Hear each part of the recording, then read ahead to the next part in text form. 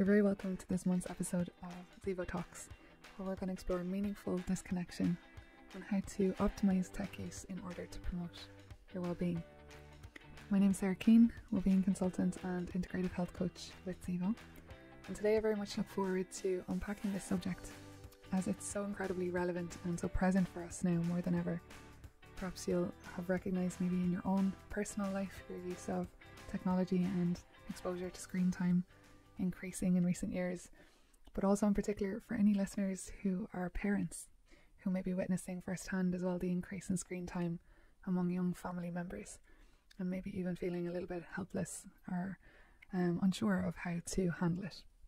So while this is a big topic and we're not going to solve the world today, we will explore why awareness of healthy tech use is so vital right now, and we'll take into account the many benefits and the pros of technology, as well as the cons and the negative health outcomes that are associated with what we might term, the more default autopilot and maybe even addictive use of technology. We're going to distinguish between the strategy of digital detoxing, which you may have heard of, may be familiar with, or the concept of unplugging, and how you can maybe explore a more consistent, balanced integration of technology. So we'll delve into that a little bit. And on the back of that, we will explore 7 potential commitments that you might make to support you to ingrain healthier habits around tech use. As a part of that, we will look at some simple behaviour change techniques that have been proven to be effective to sustain some positive changes. So to begin, it may be helpful to expand a little bit more on this umbrella term of meaningful disconnection, what it means, because some people might be that familiar with it. So for the sake of the conversation today, we're really looking at 2 key branches to this, and one is this more deliberate, conscious and intentional use of technology and avoiding gravitating into that sort of automatic and default autopilot way of engaging with technology, being more boundaried and self-aware. So that's one aspect, and the other aspect of meaningful disconnection also includes restorative practices. So how do you spend your chill time or your relaxation time? And are you engaging in activities, again, that involve perhaps technology that are actually serving to diminish or reduce your energy levels even further, rather than having that positive impact and really supporting you to reboot? So these are kind of the 2 things we're going to focus on today under this subject. Another thing I guess worth exploring right now is just the relevance of this and why it's so important. And if anyone has perhaps lived in the 80s, they'll know that the view on a train, for example, if we use that example, where you hop on the train in the 80s and you look around, you'd see a carriage full of people most likely engaged in conversation with each other. Maybe not everyone, but you'd certainly see a lot more conversation than you do now when we get on a plane, equally on a plane or a train, and you just see a sea of heads face downwards as people are engrossed in the screen in their hands. So this is a tiny example of the evolution and the change that's happened. We can see it everywhere, and as mentioned in the intro, for any of you who are parents, you'll also likely seen the increase in that screen time exposure, particularly as children go through the years up till teens. You'll be prying that screen out of their hands. I have a 14-year-old myself, and have been the struggle is real. And so we know how prevalent this is, and with the acceleration in technological developments, like every month new things coming our way, with that surge in exposure to information and reaching that point of almost like information overload, where never before in history were our brains required to process such a vast amount of information and stimulation. And all of these factors contributing to, or certainly playing a significant part in the quite concerning trajectories that we're seeing in terms of mental health in the collective, not only nationally in Ireland, but also globally, where we're seeing an increase in the prevalence of burnout, for example. Forbes published an article last year in 2021 citing a study of over 15,000 workers, 60% of whom reported that they felt used up at the end of their workday. So quite a staggering statistics, and one that most likely perhaps you have felt at some point, or maybe consistently also identify with. And so this almost taking for granted the normality of being depleted after a day of work, and how this of course does directly and indirectly tie in with tech use for individuals who are desk-based and work on a computer all day. It's very obvious. But for some people who perhaps don't work on a computer all day, but maybe still in their leisure time then spend a lot of time perhaps gaming or on Netflix or on social media platforms, it's everywhere.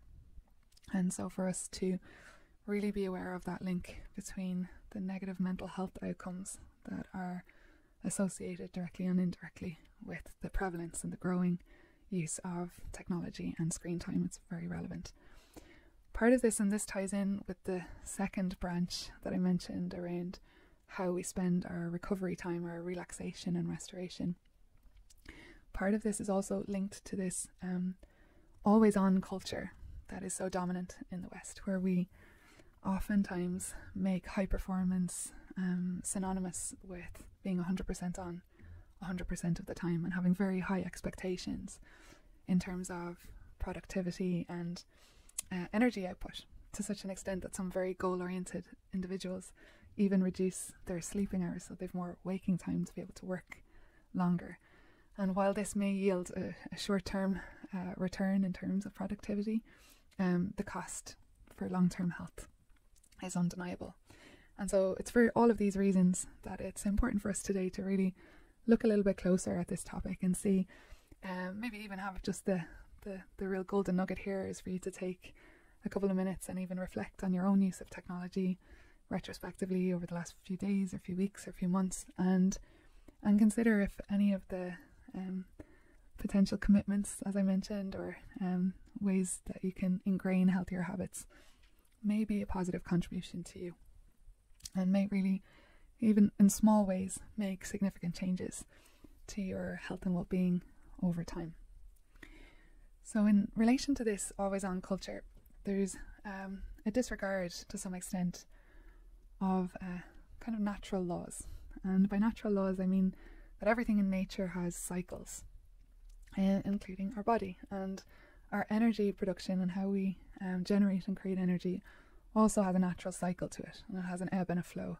And so what that means is actually throughout the day we have times of peak alertness and attentiveness, and then this is followed by this sort of recalibration and reboot phase, where if we have that awareness of our body's natural energy patterns, we can begin to work with them rather than work against them, which is what many people unconsciously do.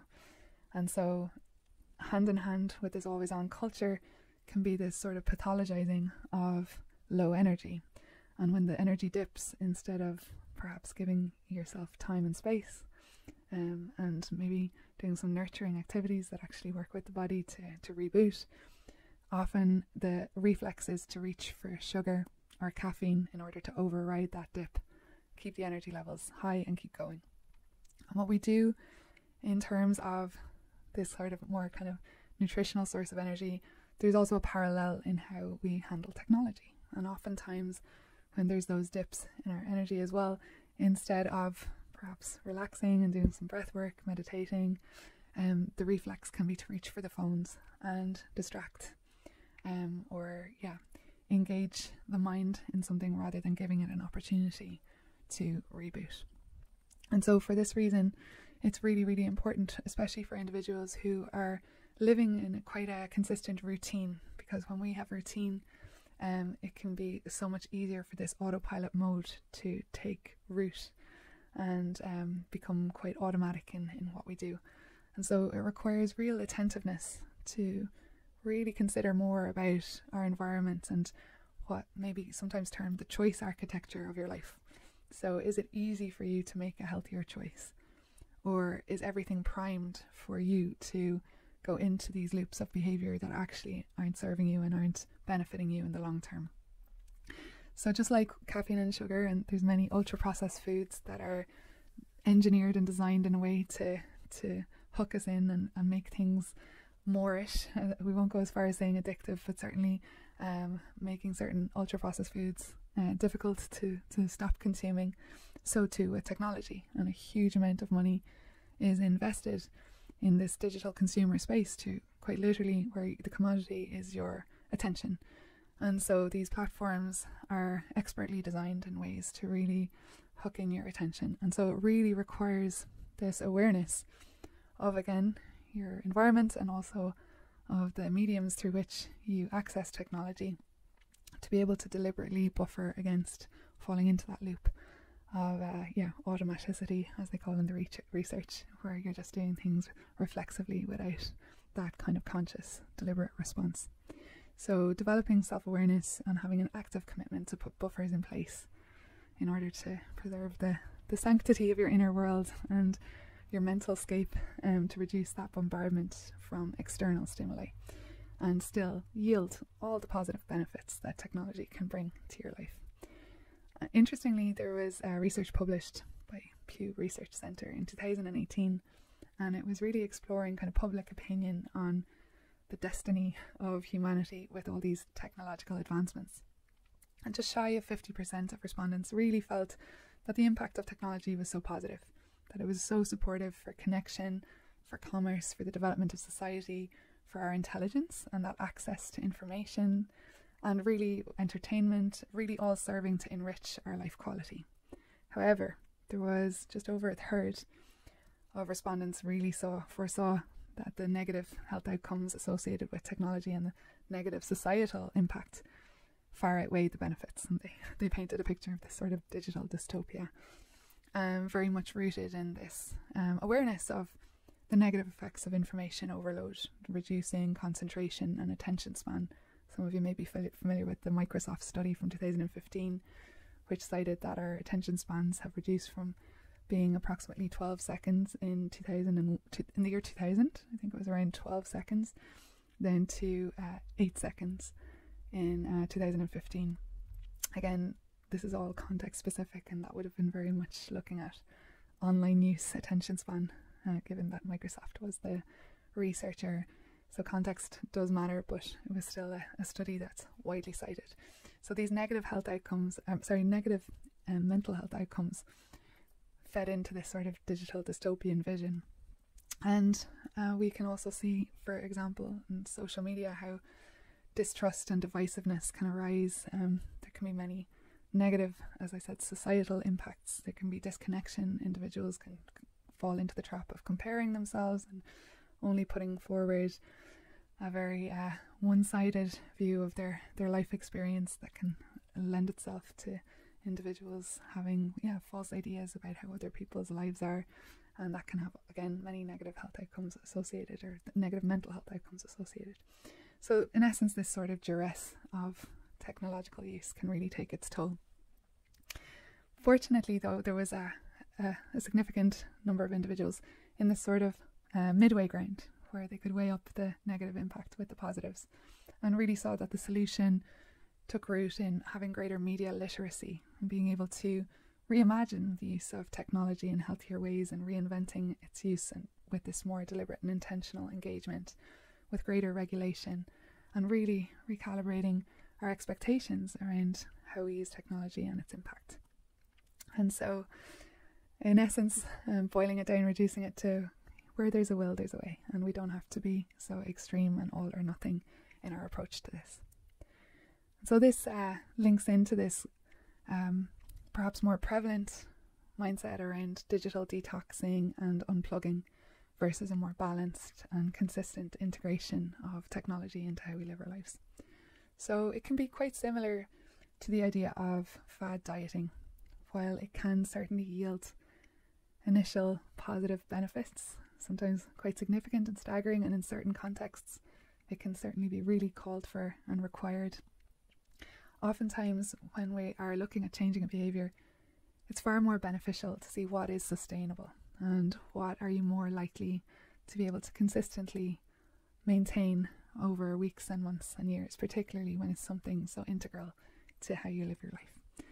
And so this is where we are exploring this kind of optimal integration of technology on a daily basis, rather than having to be all or nothing and cutting it out entirely, or putting unrealistic expectations on yourself, imposing unrealistic expectations that can sometimes feel self-sacrificing or grossly limiting and very uncomfortable, and may not, again, over the long term, yield the desired outcome. So how can we disconnect in a way that's sustainable and balanced is the focal point for today. Self-awareness is a core component of optimizing health and well-being. Gaining clarity around personal needs, preferences and boundaries helps to manage daily stressors and life demands. Whether financial, relational, work-based or environmental, it is vital to recognise how common stressors can impact our physical and mental health if left unchecked. Oftentimes, self-care can gravitate into becoming another to-do list, leaving people burdened by a sense of needing to do specific things in order to be healthy. By gaining an understanding of the benefits of a self-care routine, you will see positive steps in all areas of your life. Zevo Health has a number of self-care trainings that will assist your organisation maximise well-being. Contact us today to start your workplace well-being journey. www.zevohealth.com. So now we're going to take a look at 7 potential commitments that you could make to help you ingrain some healthier habits around tech use. So the first one, top of the list, is around taking a look at your tech usage around 2 key times of the day: bedtime and first thing in the morning. This is possibly one of the most discussed digital detox or unplugging strategies out there, so likely you're already very familiar with it. But that importance, particularly at the end of the day as we wind down, in reducing that screen time and the exposure to blue light, which can significantly negatively impact on melatonin production. Melatonin, of course, playing a key part in supporting us to drop into deeply relaxed states at night and allowing systemic restoration and recalibration to happen. So if there is not enough melatonin, the depth and quality of sleep can be compromised. So this can be one of those hidden saboteurs because you're still sleeping, so you don't really notice that you're not getting that optimal quality of sleep, unless of course you wear a sleep tracker and maybe you're more attuned and aware of the quality of sleep that you have night on night. But for most individuals, they might not have that level of awareness, and so this can be one of those hidden saboteurs that the negative effects accumulate over time and can be quite almost insidious, that you don't really notice it. And so this is definitely something to begin to give attention to and explore if making changes in this domain impacts on how you're feeling at the end of the week and over time. Having some sort of a baseline reference can be helpful. I was dealing with a young coaching partner over the last few months around this very theme, and it was very sweet. Week on week he was moving his phone further and further away from the bed, so it started going from under the pillow to the bedside locker, and from the bedside locker over beside the wardrobe to over beside the door to eventually being left down in the kitchen. So it was very sweet to notice the progression week on week and what he was actually doing to support himself, optimizing or maximizing that time window between when he last checked his phone and closed his eyes to go to sleep. So there's of course many different approaches that you can take depending on your specific circumstances, and of course some people do decide, to go for gold and set that kind of hard boundary that okay, I'm going to at least allow an hour before bed, and some people can do that and sustain it. But for the vast majority of people, if we make it gradual and make the change steadily over time, it really allows it to take root and become less of a shock to the system, and thereby more doable and accessible. So this is certainly one thing to consider. And on the back of that, then when you wake up in the morning, what is the first thing you do? Do you reach for your phone immediately and start scrolling either through work emails or social media, checking the news or whatever it may be that you're drawn to? Or do you actually allow yourself time to wake up, to connect with yourself, to consider with more intentionality the day that is ahead of you before you bombard yourself with that external stimuli? So 2 key moments of the day to really take a look at, and that's quite top of the list as something that could yield a really positive return quite quickly in terms of how you're feeling and functioning.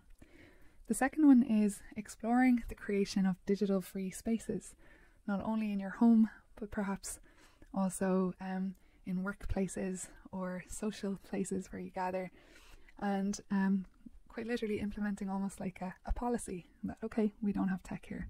I'm currently in Sweden at a festival centre for the summer for the last 8 weeks, and the entire main shared living area all around the cafe and the green spaces outdoors, and there's this lovely big barn where they have lots of social gatherings, all are expressly digital free zones. You see no phones ever, and it's incredibly nourishing, and also can be a bit of a shock to the system when you initially arrive. I know my daughter found it a bit jarring initially, but it's amazing how quickly we adapt. So this again is one of these strategies to really look at the choice architecture of the spaces that you use and how you begin to make it easier to make the healthier choice. The next one, number 3, is around managing expectations and looking at ways to relieve what's sometimes referred to as telepressure, which is that urgency in the perceived need to respond to a message or a text or an email. And by managing expectations, it may involve having conversations with work colleagues, with management, with friends, and really setting your boundaries around what's doable for you and what you're willing to do. We have the policy around public policy in Ireland around the right to disconnect, a government initiative in recent years in 2020. So just being informed around, what are reasonable expectations, and then how that marries with your own kind of personal expectations, and really perhaps challenging some beliefs and narratives that you have around what you expect of yourself in connection. And that may serve to give you more space to relax and know if the phone's vibrating and buzzing that it doesn't mean you have to be immediately there to reply. So this is a very, again, practical and real life and relatable scenario that often we can take for granted and not really give kind of conscious attention to, that can radically transform our use of technology and our social connection. So the 4th one, again, around looking at engineering the choice architecture, not only of our external environment and our spaces, but also of our technology itself. So simply put, on our phone, this may mean removing social media platforms from the phone. So if that particularly is a weak spot for you, and that you find perhaps you're on Facebook or Instagram or perhaps TikTok or Snapchat a huge amount of the time, by deleting some of these apps, it will inevitably reduce that reflexive use of the phone in that way. There's many, a wide variety of stats and research on the hours used on technology, averaging from 4 hours to 5.5 for the average adult. Of course, it's going to depend on context and demographic, but for many individuals, this could be a huge game changer, so that you're not cutting out social media entirely. You are still able to access all the benefits on your laptop, but the likelihood of accessing it on a laptop is far reduced in comparison to when you're walking around all day with it in your pocket. So again, another simple strategy that can make a huge amount of difference. The next one is social agreements. So similar to the digital free spaces, perhaps having conversations with friends about agreements when you go for dinner or go for a drink or head out in whatever social context it may be, and having a shared agreement around tech use in that space, and being a little bit more deliberate around it, and maybe even experimenting and exploring rather than having like this kind of a harsh approach to it. Social agreements are incredibly supportive in terms of behaviour change when we have that kind of mutual support where everyone is aligned with their intention. It really fortifies the likelihood of the positive outcome. And so if you find that there's certain groups of friends that is actually, you already know that won't go down too well, that's fair enough. Perhaps it's about reconsidering the amount of time or the frequency with which you engage in that, of course depending relative to the impact of the amount of tech use in that particular situation. So setting some social agreements in place, exploring, experimenting with it, seeing what it creates, it could be enjoyable and may unfold to be a lot easier than you may have imagined to reduce the phone use. So number 6 is exploring the possibility of weaving in movement breaks, especially for extended periods of time spent on screens, whether it's at work, on your computer, or perhaps at home watching TV. Dr. Ellen Hedge, a Cornell University professor, has coined the term the ideal work pattern based on his work around sedentary behaviour and screen time exposure, where he suggests that every 20 minutes individuals preferably should get up and stand for about 8 minutes, and then for 2 minutes stretch or move, and then sit back down again. And from his research, this really helps to buffer against many of the negative health outcomes associated with prolonged sitting. Now, for many people that's a huge leap, and it's called an ideal work pattern perhaps for a reason, but taking that on board and maybe weaving in, even starting small with every 25 or 30 minutes, adding in a minute or 2 minutes of movement where you get up and stretch and walk around so that you're not seated for these extended periods of time. So this is one of the more kind of indirect negative health outcomes that's associated with tech use, and by weaving in the movement breaks, it can really help to buffer against that and reduce the negative impact. So number 7 is about exploring restorative alternatives to help buffer against burnout and these negative mental health outcomes associated with high screen time and a high volume of tech use. So there is a significant body of evidence mounting around the benefit of including even short bouts of what we might call presencing practices. So under the umbrella of presencing practices, we could look at any sort of meditative technique and also breath work. Those two kind of tend to come hand in hand. For some individuals who perhaps, again, have been in that loop of high volume of tech exposure, meditation can feel incredibly challenging and difficult and uncomfortable. And so in these cases, breath work can be a really powerful adjunct or a kind of a primer to support you. The physiological adaptations that happen when you engage in even a short bout of breath work can really support you in enjoying meditation a little bit more. So rather than these presencing practices being things you feel you should do or you need to do or you have to do, they can actually quite quickly become something that you enjoy and really benefit from with a quite quick return. Time out in nature is another one of these lovely restorative alternatives. So again, this is totally a flagstone or foundation of this meaningful disconnection, to be able to be out in nature. And nature exposure affects us on a multitude of levels. So biochemically, even being around the aerosols that are emitted from certain plants and trees can have a very relaxing effect on our systems, as well as that reduction in stimuli and then the novel aesthetics of being in natural environments. Amazing research done on being around aquatic environments, blue mind theory, as well as around green spaces and the positive mental health effects that they yield. Social connection, of course, also incredibly energizing and uplifting. Of course, it can depend.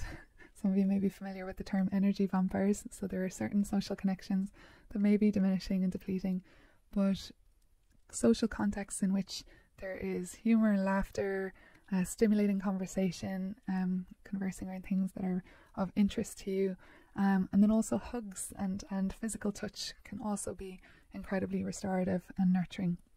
And lastly, engaging in activities that you love. And I guess the word active is kind of key here. So generally things that involve movement, but things that you love, such as perhaps digging in the garden and dancing, and other creative pursuits that also include movement with the body. So these are kind of 4 deeply restorative alternatives to what we might more typically consider as relaxing or chill time activities that, as mentioned before, when we go over that ideal window, can actually really serve to diminish us and deplete our level of vitality and sense of energy. So just lastly, to talk about some simple behaviour change techniques and strategies that may be supportive when you take on board some of the ideas here. Some, as I said, might land and resonate, and others are just things you know immediately that they're not going to be things you do. The one that comes to mind is the social agreements. That one might be one of the least likely things you'll confront. But when it comes to embedding these new choices and really allowing them to take root and become something that's more consistent, nothing trumps the leverage between cost benefit. The second you start to realise that the benefit is outweighing the amount of effort or investment required, it will quite quickly take root. But in order to get to that point, there's 2 specific strategies. One is setting context-specific cues. So pairing your new behaviour with a very clear prompt or reminder, or in a very distinct setting or time of the day. So an example of that, like we spoke, number one was looking at your bedtime routine and morning routine. So this is something that will happen consistently. So when you pair something that you do, perhaps brushing your teeth, so you brush your teeth at night, that's something that happens automatically. It's a non-negotiable, and when you pair that non-negotiable with the new behavior, it can start to find its kind of I was going to say rhythm, but it can gradually build more consistently until it reaches that point of becoming automatic. And of course, like setting reminders, whether that's on your phone, and this is one of the multitude of ways technology can be incredibly supportive of your health and well-being. So using technology to remind you not to use the technology, with trackers or even little post-it notes, little reminders, and then that social agreement piece, perhaps with family members or friends, setting up as many prompts as you can in your environment to support you in remembering until it takes root and becomes automatic, and that you see that cost benefit leverage. And then the other one, which we've referenced several times throughout this conversation, is around choice architecture. And the kind of two key things to ask yourself is like, how can I make this both easier for me to choose and also more appealing for me to choose? So how do I make it easier and more appealing? We tend to be creatures of habit, of course, but also creatures of ease. Whatever, we tend to take the path of least resistance in many situations, at least, especially when it comes to these kind of automatic things that are a routine part of how we live each day. So we explore the kind of the shortcuts, and they tend to the quicker and more convenient we can make it, the more likely again it is to take root. And in conjunction with that support circle piece ties in again. So how you can leverage accountability and the shared agreements with your friends and colleagues to reinforce the new behaviour. So I really hope you've enjoyed this short exploration of potential ways that you might enhance your use of technology in a way that allows you to yield all the gold from the benefits of our advancements in recent decades, but not to that saturation point where it then begins to detract from your health and vitality. So there may be some things you want to put into practice straight away and begin to explore. Other things might just percolate in the background for a while, and some things you've perhaps totally parked and you know will never feature, and that's okay too. It's about taking what works for you, and again, knowing that there's no static end point to reach here. It's always a journey and an exploration and a progression over time, but really keeping that intent clear in mind around how you can use technology to enhance your life. Thank you for your time and attention today, and we'll see you soon at Zevo Talks.